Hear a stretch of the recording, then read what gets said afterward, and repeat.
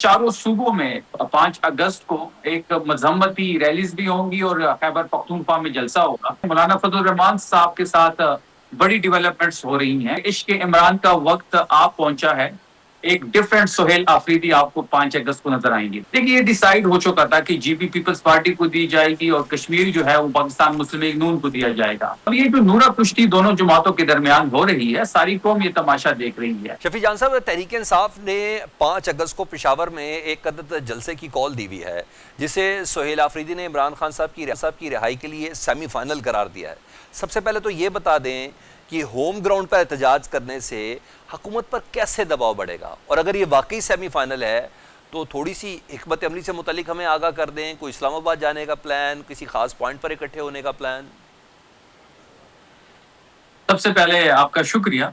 जहां तक 5 अगस्त की बात है, खैबर पख्तूनख्वा में पेशावर में जलसा होगा, जिसमें खैबर पख्तूनख्वा के लाखों लोग उसमें शिरकत करेंगे। पंजाब के हर शहर में रैली निकाली जाएगी। तमाम टिकट होल्डर्स को, तमाम अहदेदारों को ये मैसेज पहुंचा दिया गया है और इस बार तमाम चीजों को मॉनिटर किया जाएगा। बलूचिस्तान के तमाम शहरों में रैलीज होंगी। कराची में हम पावर शो करने जा रहे हैं।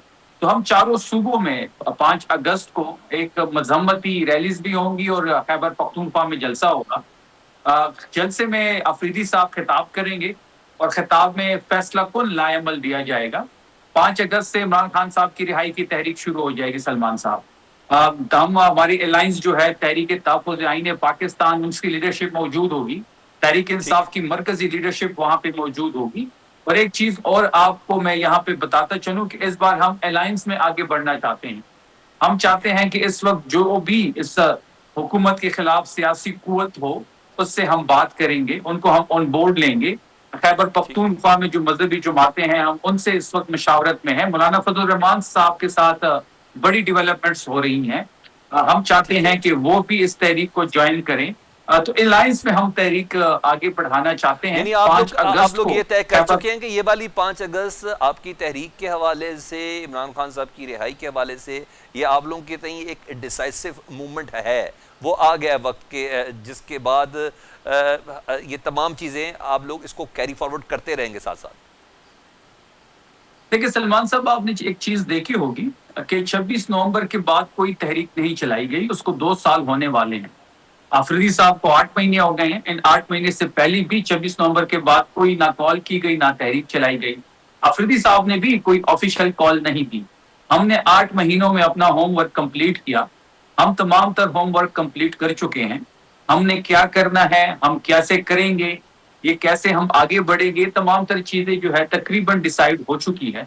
मैं ठीक है। आपको बड़े यकीन दिलाते हुए ये बात कर रहा हूँ कि इश्क इमरान का वक्त आ पहुंचा है।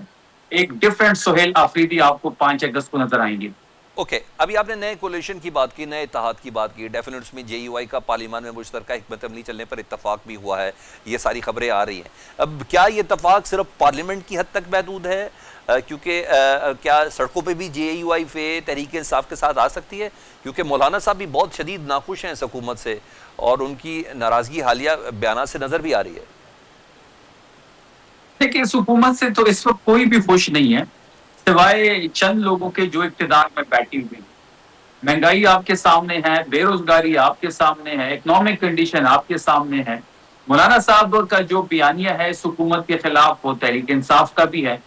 और तहरीक इंसाफ इस वक्त मशावरत कर रही है मौलाना साहब से। असद कैसर साहब इस चीजों को देख रहे हैं।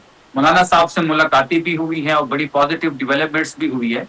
जो चीज मीडिया में सलमान साहब कोट की जा रही है कि मौलाना साहब ने डिमांड इस चीज की कर ली, तहरीक इंसाफ ने डिमांड ये रख दी, ऐसी कोई बात नहीं है। कोई डिमांड्स नहीं रखी गई।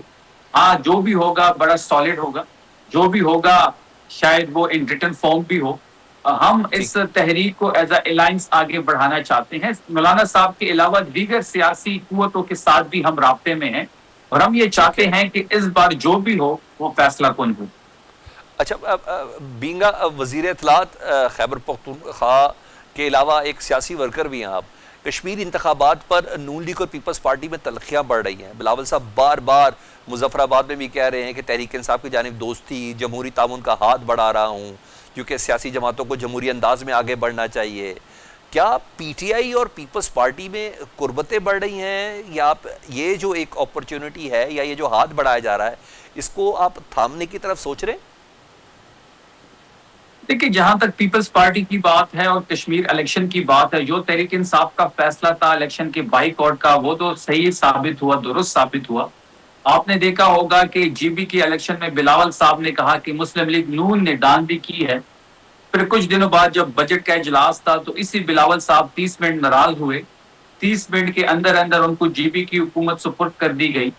دیکھیے، یہ ڈیسائیڈ ہو چکا تھا کہ جی بی پیپلز پارٹی کو دی جائے گی اور کشمیر جو ہے وہ پاکستان مسلم لیگ نون کو دیا جائے گا۔ اب یہ جو نورا کشتی دونوں جماعتوں کے درمیان ہو رہی ہے، ساری قوم یہ تماشا دیکھ رہی ہے۔ پیپلز پارٹی اور مسلم لیگ نون اس سے پرانی تنخواہ پہ کام کریں گے۔ نواز شریف کی سیاست یہ رہ گئی ہے کہ وہ اپنی بیٹی کو وزیر اعظم دیکھنا چاہتے ہیں، اور دوسری سائڈ پہ زرداری کی سیاست اس حد تک آ گئی ہے کہ وہ بلاول کو وزیر اعظم بنانا چاہتے ہیں۔ اس کے علاوہ ان دونوں جماعتوں کے پاس پاکستان کو آگے لے جانے کا کوئی ایجنڈا نہیں۔ اچھا شفیع جان صاحب، یہ بلاول صاحب ہی نہیں ہے نا، آج محسن نقوی صاحب نے بھی کہا ہے کہ سسٹم کی بہتری کے لیے نون لیگ اور پیپلز پارٹی کو ہی نہیں، پی ٹی آئی کو بھی نظام کی بہتری کے لیے اکٹھا ہونا پڑے گا۔ تو کیا کچھ پس پردہ کچھ چل رہا ہے جس کی وجہ سے ایسے بیانات آ رہے ہیں؟ نہیں، سلمان صاحب، اس سسٹم کو چلانے کے لیے تحریک انصاف سے ہمیشہ قربانی مانگی جائے گی۔ کیا تحریک انصاف نے ہمیشہ پاکستان اور ریاست کے ساتھ ہم کھڑے نہیں ہوئے؟ ابھی جب اسلام آباد ٹاکس تھے تو ہم نے اپنا جلسہ منسوخ نہیں کیا، اور جب بھی ایسا کوئی موقع آتا ہے تو عمران خان صاحب ذاتی ترجیحات کو سائڈ پہ رکھ کے پاکستان کے ساتھ ہمیشہ کھڑے ہوئے ہیں۔